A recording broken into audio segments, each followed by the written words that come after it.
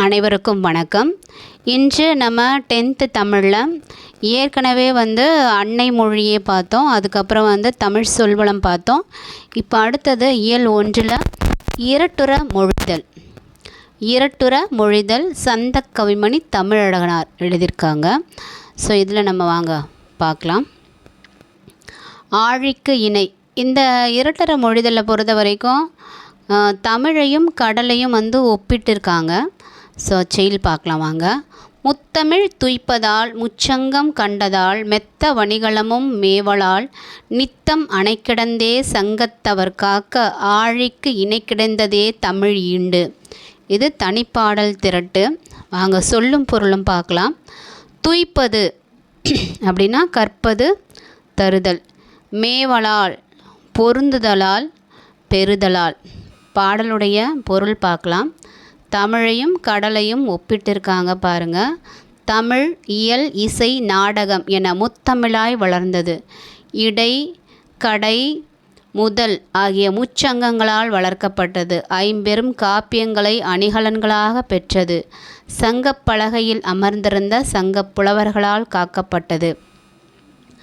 கடலை பொறுத்தவரையும் கடல் முத்தினை தருகிறது. எப்படி தமிழ் இயல் இசை நாடகம் என முத்தமிழாய் வளர்ந்தது. அதே போல் கடல் முத்தினை தருகிறது.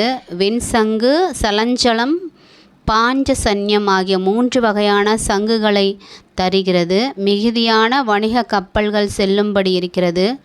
தன் அலைகளால் சங்கினை தடுத்து நிறுத்தி காக்கிறது. ஸோ இப்போ கடலுக்கும் தமிழுக்கும் ஒப்பிட்டு சொல்லியிருக்காங்க. அடுத்தது பாருங்கள், அந்த ஒப்பீட்டு கொடுத்துருக்காங்க பாருங்கள். முத்தமிழ் தமிழுக்கும் கடலுக்கும். முத்தமிழ் நமக்கு தெரியும், இயல் இசை நாடகம் ஆகிய முத்தமிழ். கடலுக்கு முத்தினை அமிழ்ந்து எடுத்தல். முச்சங்கம் முதல் இடைக்கடை ஆகிய முச்சங்கம். இங்கே 3 வகையான சங்குகள். என்னெல்லாம் 3 வகையான சங்குகள் பார்த்தோம்? வெண்சங்கு சலஞ்சலம் பாஞ்சசன்யம். மெத்த வணிகலன், மெத்த ப்ளஸ் அணிகலன். ஐம்பெரும் காப்பியங்கள், மிகுதியான வணிக கப்பல்கள். சங்கத்தவர்க்காக சங்க பலகையில் இருந்து சங்கப்புலவர்கள் பாதுகாத்தமை. நீரலையை தடுத்து நிறுத்தி சங்கினை காத்தல்.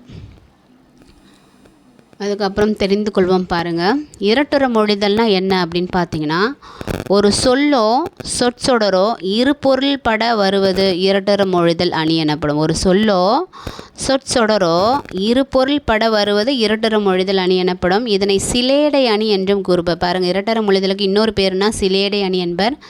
செய்யுளிலும் உரைநடையிலும் மேடை பேச்சிலும் சிலேடைகள் பயன்படுத்தப்படுகிறது. அதாவது சொல்லோ சொற்சொடரோ இரு பொருள் தரா மாதிரி இருக்கும். நூல்வழி என்ன சொல்லுது பார்க்கலாம். புலவர் பலரின் பாடல்களின் தொகுப்பான தனிப்பாடல் திரட்டு என்னும் நூலிலிருந்து இந்த பாடல் எடுத்தாளப்பட்டுள்ளது. இப்பாடலை படைத்தவர் தமிழழகனார். சந்தக்கவிமணி என்று குறிப்பிடப்படும் தமிழழகனாரின் இயற்பெயர் சண்முக சுந்தரம். இலக்கண புலமையும் இளம் வயதில் செய்யுள் இயற்றும் ஆற்றலும் பெற்ற இவர் 12 சிற்றிலக்கிய நூல்களை படைத்துள்ளார். சந்தக்கவமணி என குறிப்பிடப்படும் தமிழர்களுடைய இயற்பெயர் என்ன? சண்முகம் சுந்தரனார்.